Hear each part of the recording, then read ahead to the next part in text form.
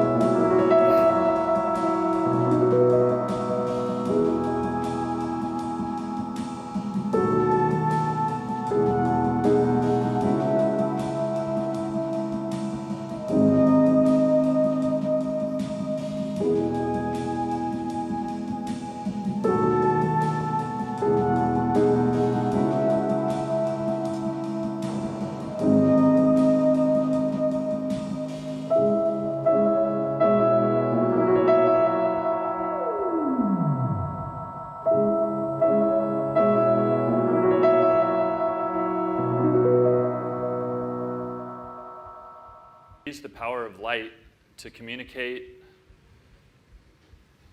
to educate, and to show people another way to see the world. I'm going to talk a little bit about a project that we've been embarking on for the last 4 years.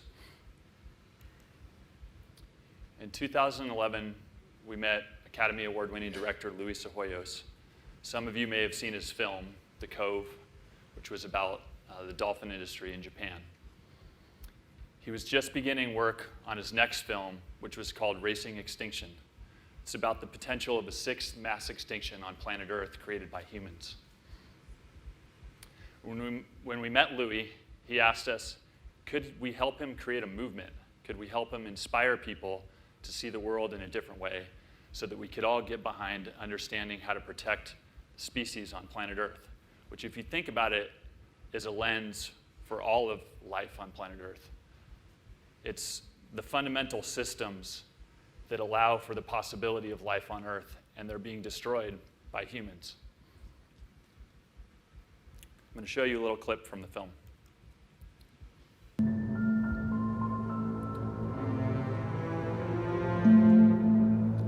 There's been 5 major extinctions in the history of the planet. There's the Ordovician, the Devonian, the Permian,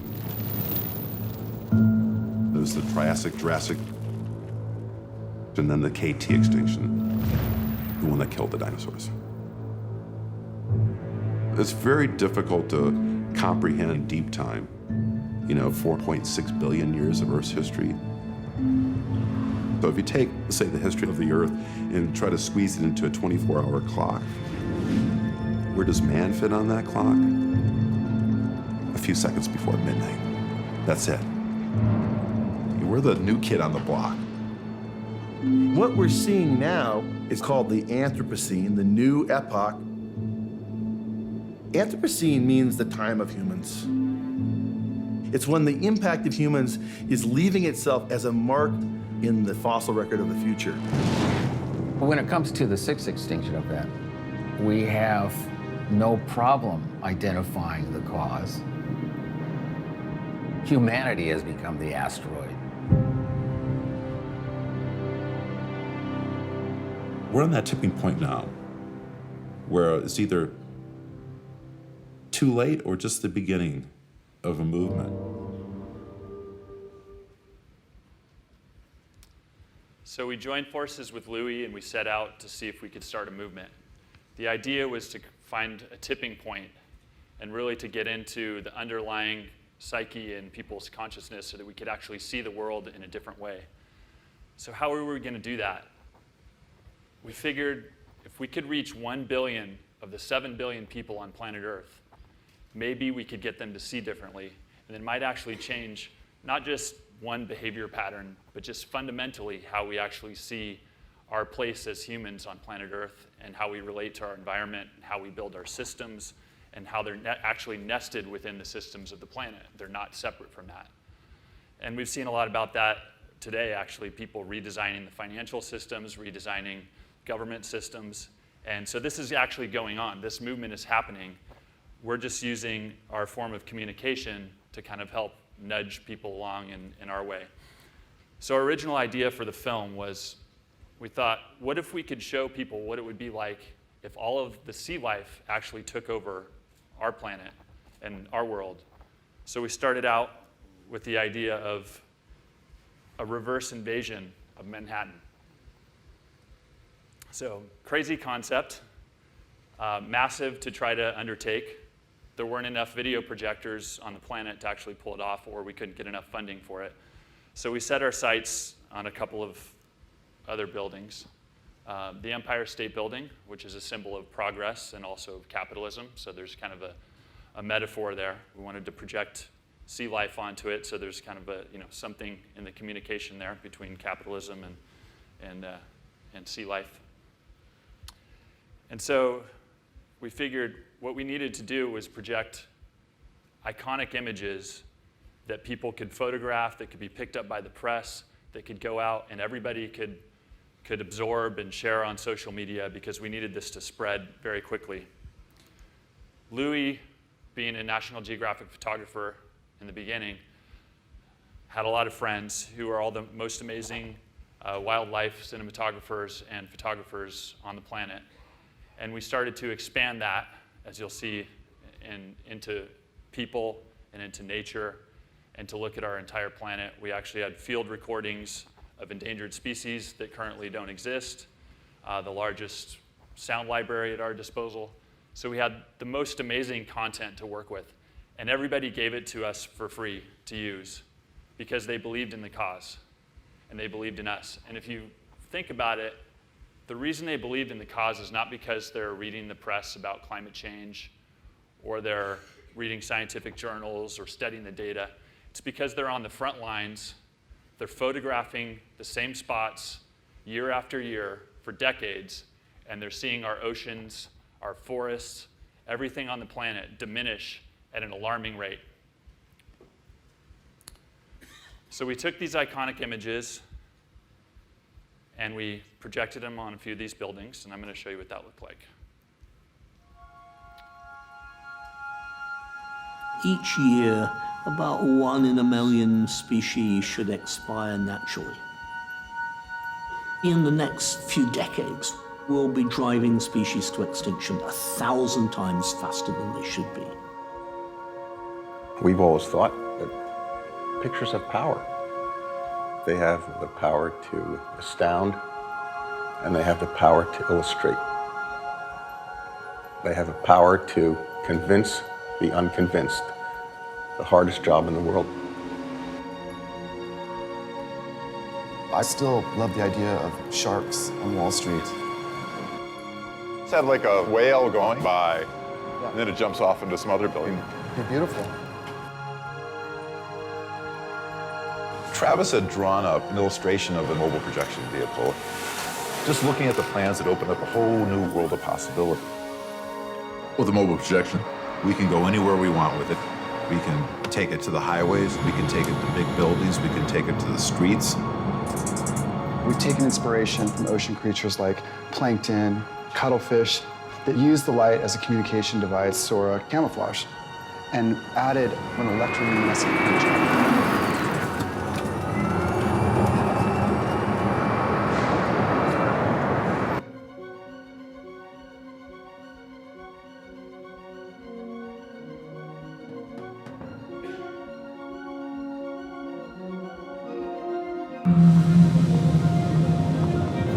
In 200 years, people will look back on this particular period and say to themselves, how did those people at that time just allow all these amazing creatures to vanish?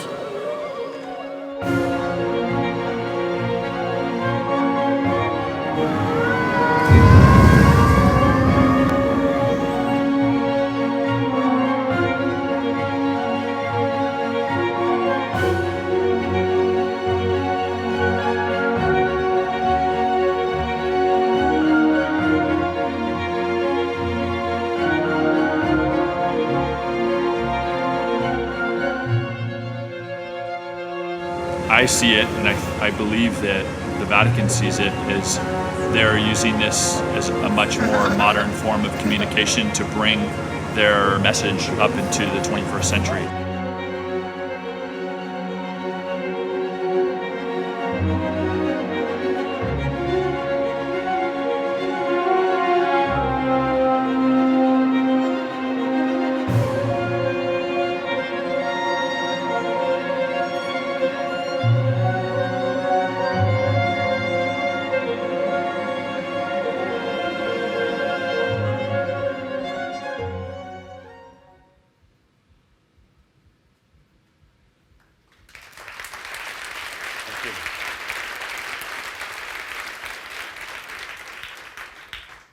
So it took us about 3 years to get approval to project on the Empire State Building. We were told no a lot of times.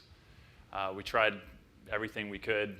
We had Richard Branson write a letter to Mayor Bloomberg. He didn't respond. Finally, we found some lawyers that we paid well, and they got us access. And we were able to project on the Empire State Building. So 3 years, we were standing there on the rooftop. Finally, the moment was there. We were going to actually pull it off. We had all the camera crews, we had helicopter to film it, everything, because all this was meant for the film, but we didn't really have any idea what was going to happen.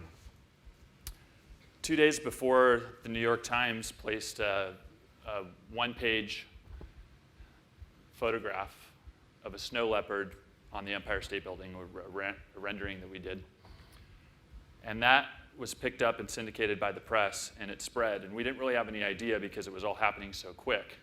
So we were up there on the rooftop, the projections kicked off, and someone came up and told us that there were tens of thousands of people in the street. And so we grabbed the camera crews, me and Louis and Travis, and we ran down to the streets, and this is what we saw right here. And it made me cry when I saw this little girl. And I knew that we had to just keep doing this work. So we continued, and the Vatican quickly followed. The Pope invited us to come right before COP21. And we projected. We actually extended it and brought more images to include humanity and the Earth and kind of expanded the message. And that's where we're at. So what we achieved so far is a few billion media impressions, but we really have no idea how many people have we reached. I don't know if any of you in this room have even seen it. 5 billion media impressions sounds like a lot, but how do we actually get to a tipping point? So it's not just what we're doing, as we've heard through the whole day, what everybody's doing in this room, all the speakers. There's a movement happening already. There's a movement of change that's happening. We're redesigning our future right now, and we're all a part of it. So next year, we're going to keep working. We're raising money right now, and we're going to try some new things to get attention that people have never done before. This time, going off of buildings and going to nature. So we're going to kind of highlight nature on nature. And if you're interested to help in any way, come talk to me after. Thank you.